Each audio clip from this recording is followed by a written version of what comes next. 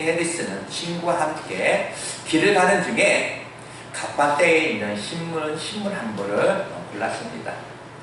이 갑반대의 주인은 차갑고 묵뚝뚝했습니다. 이 해리스의 어떤 질문에도 그냥 손님들의 질문 앞에도 그냥 퉁명스럽게 그냥 답을 했던 그런 사람입니다.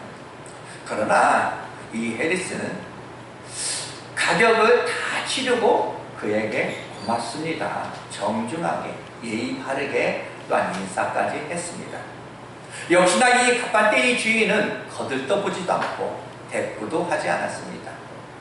그 모습을 바라본 그 친구가 이야기합니다. 아니 저 사람은 저 사람 태도가 너무 불순한 거 아니야?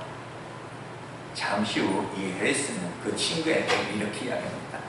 저 사람은 늘 그래. 그런데 이야기합니다. 그런데 자네는 그렇게 생각하면서 왜 그에게 친절하게 대하는가? 그 질문 앞에 이 해리스가 이렇게 이야기합니다. 왜 내 행동이 그 사람의 태도에 따라서 결정되어야 하지? 여러분들, 나는 무엇에 의해서 결정하는 사람인가? 다시 한번 생각해 보게 합니다. 이런 말이 있습니다. 다른 사람에게 휘둘리지 않는 방법은 내 행동의 주인이 나임을 아는 것이다. 이렇게 말합니다. 또한 이런 말에 가장 잘 어울리는 사람, 바로 오늘 다니엘입니다. 사람에게 매이지 않고 환경에게 매이지 않고 이 다니엘에 대해서 오늘 그래서 네 번째 말씀을 전하면서 마무리하려고 합니다. 사람이 사느라면 종종 사자굴의 어떤 고비를 우리는 늘 만나게 되어 있습니다. 다양한 어떤 색깔의 어떤 고비를 만나면서 원하든지 내가 원하지 않든지 모든 사건을 우리 만나면서 삶을 살아가게 됩니다. 성도님들은 지나온 날 어떤 사자굴 앞에 서 보셨습니까? 아니 지금 여러분들은 어떤 사자굴 앞에 서 계십니까? 질병의 어떤 사자굴? 실패의 어떤 사자굴? 가정의 어떤 사자굴? 이 사자굴 앞에 서보게 되면 우리는 당황하게 됩니다. 사자굴 앞에서 이 하나님을 향하여 왜요? 왜 내가 여기 서 있어야 됩니까? 하고 싶을 때가 있습니다. 다니엘이 사자굴에 들어간 이유는 기도했기 때문이라 말씀을 드렸습니다. 기도하지 않았더라면 사자굴에 들어가지 않았다 싶은 것입니다. 행여 그래서 우리들의 짧은 생각에는 이렇게 이야기하죠. 예수를 믿고 사니 이렇게 더 어려운 것 아닌가? 내가 기도를 하면 내가 사니까 이렇게 더 꼬이는 것 아닌가? 어떤 연약함 가운데, 이 마귀의 정말 참속 가운데 이런 생각이 들 수 있다라는 이야기입니다. 사자굴의 고비 앞에서 중요한 것은 신앙인으로서 어떤 반응을 내가 보이느냐. 믿음은 반응이다 라는 말씀을 많이 드렸습니다. 반응에 따라 내 앞에 있는 사자굴의 어떤 고비를 평범한 그런 고비로 만들 수도 있고 그냥 그것을 또한 축복의 고비로 만들 수도 있기 때문에 그렇습니다. 이 사자굴 앞에서 다니엘의 반응을 계속해서 묵상했는데 10절은 지난주에 이렇게 말했습니다. 다니엘이 이 조서를 왕의 도장이 찍힌 것을 알고도 자기 집에 돌아가서 윗방에 올라가 예루살렘을 향하여 창문을 열고 전에 하던 대로 하루 3번씩 무릎 꿇고 기도하며 그의 하나님께 감사하였더라. 다니엘은 알고도의 기도였고 전에 행하던 대로의 기도였고 하루 3번씩 정한 시간에 무릎을 꿇고 하나님 앞에 감사하는 기도였다. 그러나 그 기도는 무엇보다도 간구하는 기도였다라는 얘기입니다. 사자굴 앞에서 그저 조용히 기도할 수 있었겠습니까? 얼마나 그 상황에서 다니엘이 애절하게 몸부림을 쳤겠습니까? 우리가 잘못 이해하면 우리가 기도 가운데 묵상 기도라는 단어, 그 단어 앞에 우리가 그저 조용히 생각을 하는 그런 기도인 줄 알고 있습니다. 그러나 그것은 아닙니다. 여기서 이 묵상이라 하는 그 기도는 히브리어로 하갈입니다. 이것은 울부짖다, 으르렁거리다 라는 이야기입니다. 즉 곰이 새끼를 빼앗기고 울부짖는 바로 그 모습이 바로 하갈이다 라는 이야기입니다. 이것이 또한 기독교의 기도라는 것입니다. 다니엘은 기도했습니다. 결국 이 다니엘은 사자굴에 들어가야 했습니다. 놀랍게도 요셉이 감옥에 들어가니 그 감옥은 단순한 고난이 아니라 요셉에게 그 감옥이 축복이었던 것처럼 다니엘에게 있어서도 이 사자굴은 단순한 어떤 고비가 아니라 그것이 축복이었다라는 사실입니다. 사자굴 자체가 축복은 아닙니다. 고난 자체가 축복이 될 수는 없습니다. 신앙적 반응이 이 사자굴의 고비를 축복으로 만들어냈다는 이야기입니다. 나의 어떤 신앙적 반응이 이 고난으로 끝나는 것이 아니라 그 고난을 축복으로 만들어냈다라는 것입니다. 이 다니엘이 사자굴에 들어간 이유가 무엇이었습니까? 아는 바대로 기도했기 때문입니다. 그저 우리의 생각에는 다니엘이 신학적 반응을 보이지 않았더라면 사자굴에 들어가지 않았을 것이다 라는 이야기입니다. 사자굴에 들어가지 않았으면, 이 문제 안에 들어가지 않았으면 다니엘에게는 결코 축복을 만나지 못했을 것입니다. 이 사자굴에 들어가지 않았더라면 아무런 역사도 일어나지 않았을 것입니다. 만약에 이 다니엘이 만약에 인간적인 어떤 반응을 보여서 사자굴에 들어가지 않았더라면 어떤 문제가 일어났겠습니까? 다니엘을 죽이려고 했던 그 원수들이 이 사자굴 앞에서 정말 기도를 정말 잠시 쉬고 있는 이 다니엘을 보면서 그래 이제 우리가 그냥 포기하자 그렇게 했겠습니까? 아닙니다. 또 다른 어떤 방법으로든지 이 다니엘을 아마 죽이려고 그들은 무난히 아마 노력했을 것입니다. 복음의 역사가 일어나는 것만큼이나 마귀의 움직임도 있으니 사도 바울을 통해서 위대한 복음의 그런 역사 앞에 저 바울을 내가 죽이기 전에는 먹지도 않고 내가 마시지도 않겠다 이렇게 다짐하며 따라다녔던 사람이 약 40명이 된다고 합니다. 오히려 이 사도 바울을 정말로 브리스길라와 이 아굴라처럼 그 복음의 어떤 줄기를 쫓아서 따라다니는 그런 사람들보다 그 원수들이 훨씬 더 많이 있었다는 이야기입니다. 결국 이 사자굴의 고비는 반드시 극복해야 될 그런 고비이지 그것을 내가 피하거나 도망해서 해결될 문제가 아니었다는 것입니다. 어떤 문제 앞에서 주저앉거나 피하는 것으로 해답을 찾으면 늘 문제는 반복되게 되어 있습니다. 다니엘은 기도했고 결국 사자굴에 들어갔습니다. 그러나 그 사자굴은 끝이 아니었습니다. 바로 이 사자굴의 어떤 고비는 다니엘이 정말 신앙적 반응 앞에 결국 엄청난 축복을 이 다니엘을 품어줄 수 있게 되었다는 이야기입니다. 어차피 사자굴의 어떤 옷을 입고 이 그 원수들의 그 문제들은 다니엘이 극복해야지만 할 그런 문제였다. 바로 다니엘 되기까지 말입니다. 놀라운 것은 이 사자굴이 다니엘에게 신학적으로 극복하는 그런 단계였지만 다니엘이 들어가던 이 사자굴에서 바로 원수들이 죽는 일이 벌어졌다라는 이야기입니다. 오늘 시 24절은 이렇게 말합니다. 왕이 말하되 다니엘을 참수한 사람들을 끌어오게 하고 그들의 처자와 함께 사자굴에 던져 넣게 하였더니 그들이 불바닥에 닿기도 전에 사자들이 곧 그들을 움켜서 그 뼈까지도 썩뜨렸다라고 이렇게 말합니다. 마치 십자가는 예수님이 지셨지만 죽은 것은 마귀였던 것처럼 결국 십자가는 고통이었지만 그 십자가는 승리의 상징이 된 것입니다. 여러분, 그 십자가가 고통이긴 하지만 축복이다라는 말씀입니다. 그런데도 그 고통이 너무너무 크게 보이니까 예수님마저도 그 십자가 앞에서 도망하고 싶었고 피하고 싶었습니다. 그래서 아버지요, 할 수 있거든 이 잔을 내게서 지나가기를 원합니다. 이렇게 기도합니다. 예수님이 과연 믿음이 없어서, 십자가의 어떤 부활을 몰라서, 십자가의 어떤 영광을 몰라서?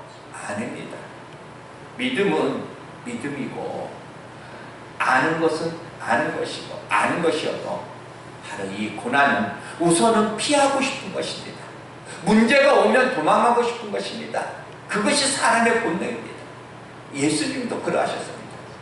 그런데 그 십자가는 바로 결국 축복이었다라는 사실입니다. 바로 좁은 길, 어렵고 힘든 길, 이 십자가로 생각하는 그 길 앞에서 우리가 도망하고 그저 우리가 잘못하면 그냥 어떤 우완지고 그 없는 그런 삶을 원하지만 그것은 아니다. 이 다니엘이 이 사자굴 앞에서 기도를 쉬었다 해서 원수들이 그래 우리 이제 됐어 그만하자, 다니엘 그냥 봐주자, 다니엘도 그냥 살대로 살아, 이렇게 했겠습니까? 마귀를 포기하지 않았다는 이야기입니다. 그러나 여러분, 이 다니엘이 사자굴에서 자유하는 순간 원수들에게도 자유했습니다. 다니엘의 문제는 우선 보여지는 그 사자굴의 어떤 문제가 아니었습니다. 철저하게 이 다니엘을 이 신앙과 어떤 기도에서 무너뜨리려는 그런 사단의 강교함이었습니다. 먼저 기도에서 기도를 하지 못하게 합니다. 두려움을 줘서 먼저 신앙적이지 못하게 합니다. 무너지게 합니다. 그리고 다른 것들을 또 이렇게 무너뜨립니다. 영적인 것 하나 무너지면 다른 것 또한 무너지게 되어 있습니다. 아무리 보잘것없는, 아무리 작은 것이라도 오늘 내가 이 예배에서 만약에 무너지면 또 다른 거 무너지게끔 되어 있습니다. 그래서 이 다니엘은 이 사자굴의 문제를 인간적으로 극복한 것이 아니라 바로 영적인 그런 반응, 이 신앙적 반응을 보여서 극복했던 것입니다. 인간적으로 극복하면 늘 문제 앞에서 또 다른 문제를 만나기 때문에 그렇습니다. 우리 그리스도인들이 모든 문제들 앞에서 바로 영적인 그런 반응을 보여야 하는 그런 이유입니다. 마귀는 여전히 우리로 하여금 우선의 신앙에서 무너지게 만듭니다. 우리를 기도에서 무너지게 하고 예배에서 무너지게 만듭니다. 우선의 어떤 문제, 지금의 문제, 이 앞에서 인간적인 반응을 우선하면 그 우선의 문제는 해결되는 것 같아도 결국 해답은 없습니다. 영적 축복은 없다는 이야기입니다. 개인적으로 문제를 만나게 되면 이 문제를 내가 어떻게 해결하고 수습하기보다는 두 가지입니다. 하나는 먼저 문제 앞에서 믿음을 보여라. 믿음을 보이는 겁니다. 다니엘이 사자굴 안에 안 들어가려고 애쓴 것이 아니라 믿음을 보였던 것처럼 말입니다. 그리고 하나는 하나님의 원하심을 묵상하라는 것입니다. 문제 앞에서 내가 무엇을 원하지? 이기적으로 그냥 그것도 내 입장에서가 아니라 하나님이 무엇을 원하시지? 하나님이 기도하라면 기도하고, 용서하라면 우리가 용서하고, 인내하라면 인내하고, 그렇게 하나님 앞에 우리가 반응을 보일 때 내 삶에 정말 엉켰던 그런 모든 삶이 풀리게 되어 있다는, 여러분들 꼭 잊지 마시기 바랍니다. 바로 이 십자가가 고난이긴 했지만 바로 이 십자가 고난만은 아니었다. 바로 그 십자가 앞에서 원수들이 멸망을 당하고 사명 감당하는 그런 축복이 있었다라는 것. 이 사자굴도 마찬가지였다라는 이야기입니다. 사자굴뿐만 아니겠습니까? 여러분의 지금 문제도 마찬가지다. 사자굴이 단순히 어떤 고난인가? 아닙니다. 그 안에 축복이 담겨 있습니다. 그래서 고난을 피하면 고난만 피하는 것이 아니라 우리가 축복을 놓아버리는 경우가 되고 합니다. 문제 앞에서 우리가 도망하면 문제 앞에서 도망했을지 몰라도 축복 앞에서 도망하는 꼴이 된다라는 이야기. 상가 두렵고 떨림으로 어떻게 내가 하나님을 바라볼 것인가. 다니엘이 이 사자굴에 들어갔다? 왜 들어갔습니까? 기도했기 때문에. 그럼 이 다니엘이 사자굴에서 나올 수 있었던 그런 이유는 무엇일까? 라는 이야기입니다. 어떻게 나왔지? 여러분들에게 다시 한번 이 시간 잠시 그냥 집중하는 의미에서 다시 한번 넌센스 퀴즈를 한번 내겠습니다. 이거 성경 많이 한다고 아는 거 아닙니다. 성경 모르는 사람이 더 잘 맞출 수가 있어요. 다시 한번 여러분에게 질문합니다. 이번엔 넌센스로 질문합니다. 다니엘이 사자굴에서 나올 수 있었던 근본적인 이유는 뭘까? 어떻게 왜 나올 수 있었어요? 나올 수 있었던 이유는 뭡니까? 딱 한 가지 된다면? 신앙적으로 깊이 생각하지 말고요. 그냥 넌센스입니다. 가볍게. 왜 나올 수 있었어요? 들어갔기 때문에 나온 겁니다. 안 들어갔으면 나왔겠습니까? 성경 몰라도 된다니까. 꼭 성경 아는 사람처럼 막 골똘하게 생각하고 그러지 말라니까요. 우리가 믿음으로 살지 않으면 믿음으로 극복할 일 없습니다. 기도했기에 하나님을 믿었기에 사자굴에 들어갔지만 결국은 그 사자굴에서 남이 경험하지 못했던 그런 하나님을 경험한 것이 아니겠습니까?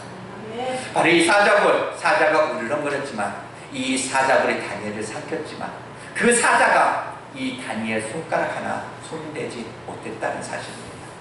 붉은 뿔이 이 사드락과 메삭과 아벳느고를 삼켰지만 머리카락 하나 상하게 하지 못했습니다.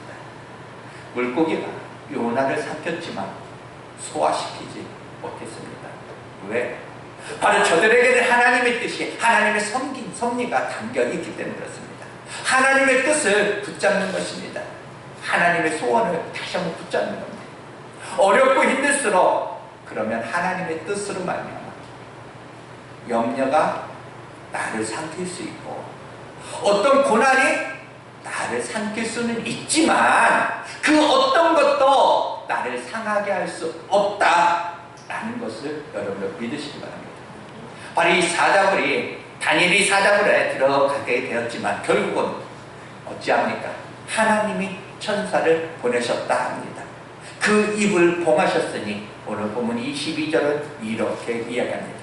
나의 하나님이 이미 그의 천사를 보내어 사자들의 입을 봉하셨으므로 사자들이 나를 상해하지 못하였사오니 이는 나의 무지함이 그 앞에 명백하니 또 왕이여 나는 왕에도 해를 끼치지 아니하였다라고 말합니다. 여러분, 문제 앞에서 그 문제에 어떤 마귀만이 움직이는 것이 아니라 하나님이 먼저 움직이셨다, 역사하신다는 사실입니다. 문제가 있지만 그 문제가 우리를 상하지 못하도록 이미 하나님은 이미 역사하셨고 이미 작업하셨고 우리가 그 문제 앞에서 신앙적 반응을 보이게 되면 우리는 아무 문제 없이 다 된다. 그러면 이미 그 문제는 우리에게 모든 문제는 다만 우리에게 두려움을 줄 수는 있습니다. 두려움을 줄 뿐이지 절대로 우리를 해할 수는 없다라는 이야기입니다. 사자의 입을 봉하신 하나님, 그 무엇보다도 이 사자굴에서 나온 그 이유, 다니엘서 23절은 오늘 이렇게 말합니다. 왕이 심히 기뻐서 명하여 다니엘을 굴에서 올라오라 하며 그들이 다니엘을 굴에서 올린즉 그의 몸이 조금도 상하지 아니하였으니 이는 그가 자기의 하나님을 믿음이었다라고 이렇게 말합니다. 누군가의 하나님이 아니라 나의 하나님. 여러분, 그 하나님, 바로 그 하나님을 만남마 되어지는 그런 축복이 여러분에게도 있어지기를 다시 한번 축복합니다. 아멘. 바로 그 하나님, 그냥 크고 대단하게 만났다? 아닙니다. 그냥 세미하게 들려지는 그냥 그 음성, 작게 만난 거, 내가 작게 경험한 거. 그러나 중요한 것은 작은 응답, 큰 확신이다 말씀을 많이 들었습니다. 하나님이 만나준 것 그 자체가 중요한 것이지 누구보다 정말 크게 정말로 팔팔 뛰면서 이 대단하게 만났다. 이것이 중요한 게 아니다.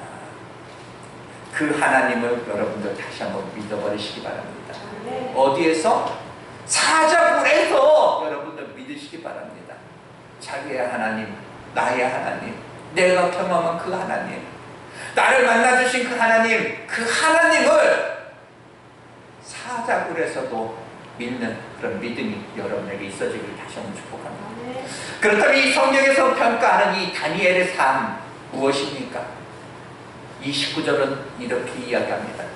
이 다니엘이 다리우 왕의 시대와 바사사랑 브레스 왕의 시대에 형통하였더라 이렇게 말합니다.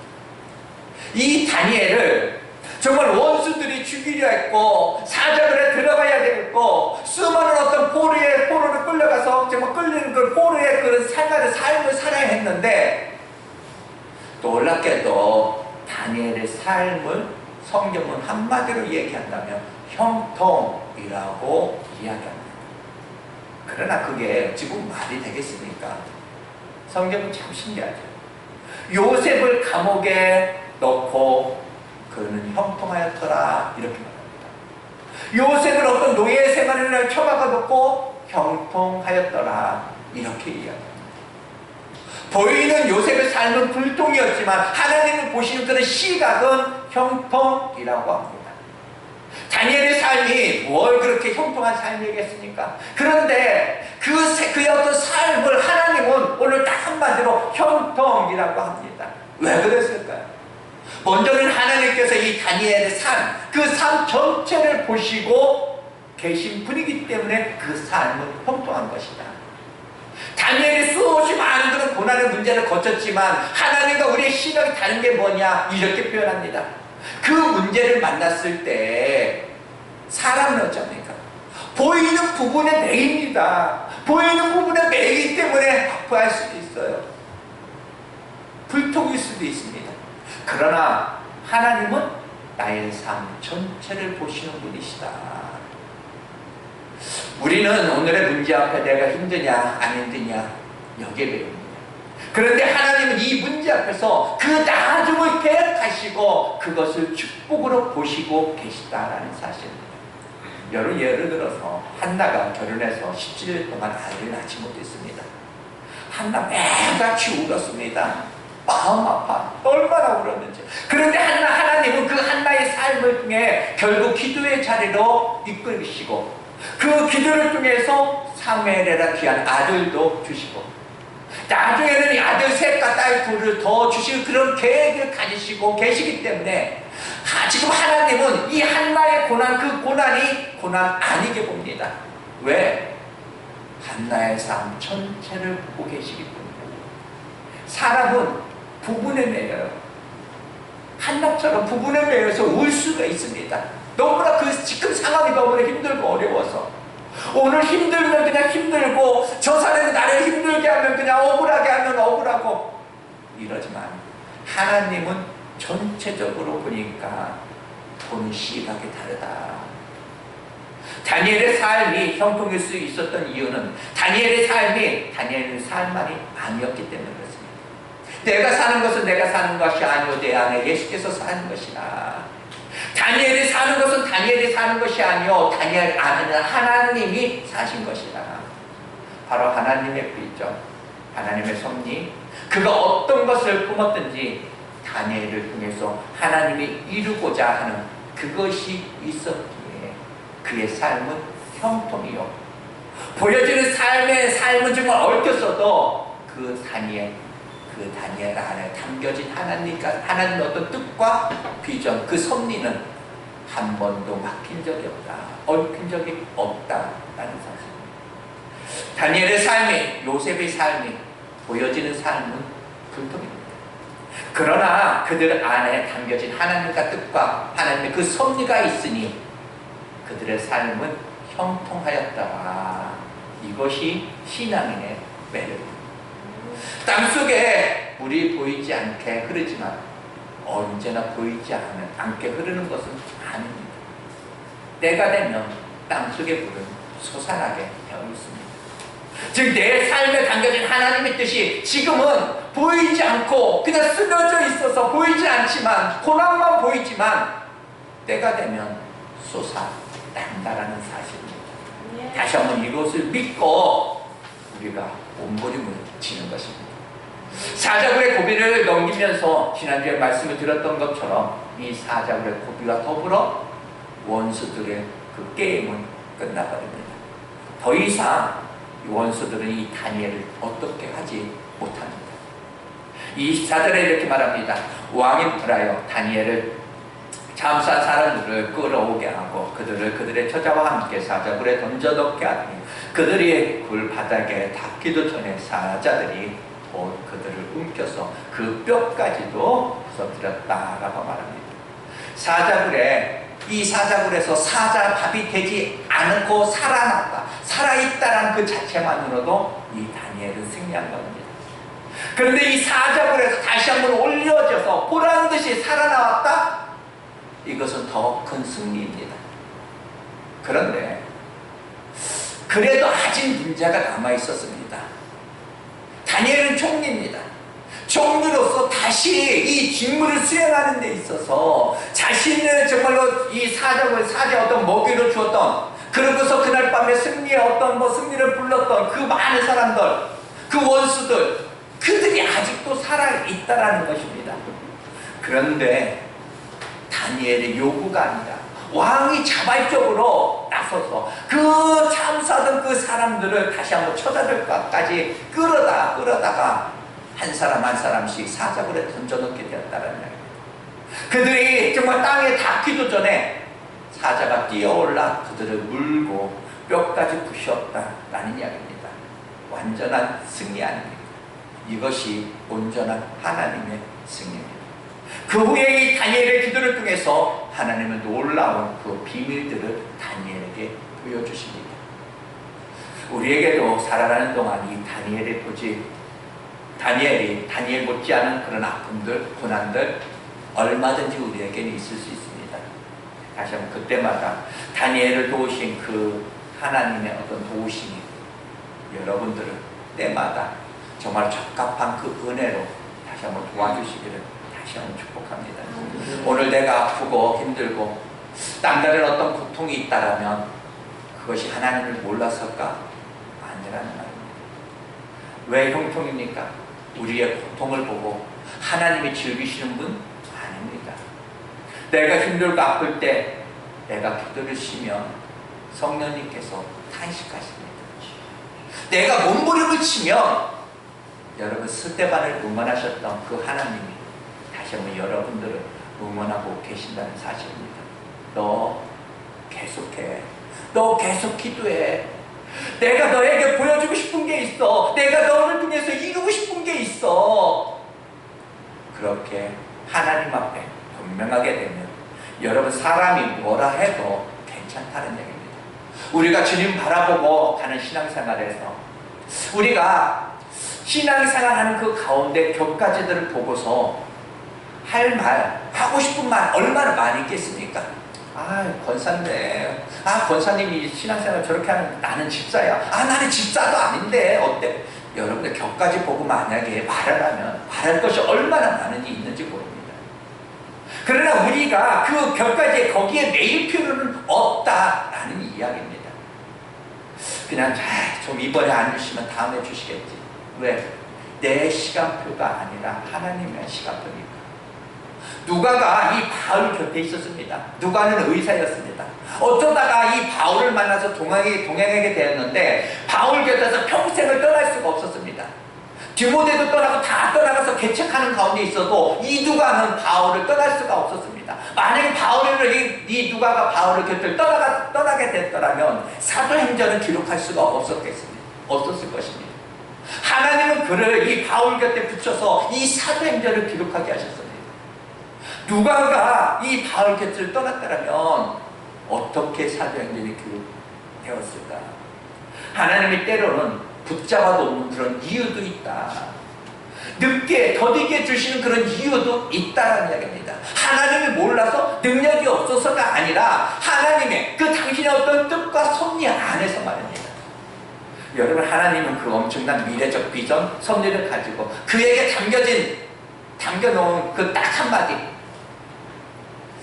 보여지는 그런 다니엘의 삶은 고통이었지만 딱 한마디, 너는 형통한 자다. 마칠게요. 여러분, 우리 앞에 거 다시 한번 보시기 바랍니다. 하나님의 결국 믿으시기 바랍니다. 여러분, 힘들고 어려워도 기죽지 마시고 주님 모시고 다시 한번 승리하시길 바랍니다. 사랑하는 여러분, 하나님이 여러분을 위해 일하시면서 너는 형통한 자야, 이 귀한 말씀이 다시 한번 내 삶에 다시 한번 되새겨지고 정말 새겨지기를 다시 한번 축복합니다. 잠시 기도하겠습니다. 전능하신 하나님, 고맙고 하나님 주님 감사합니다.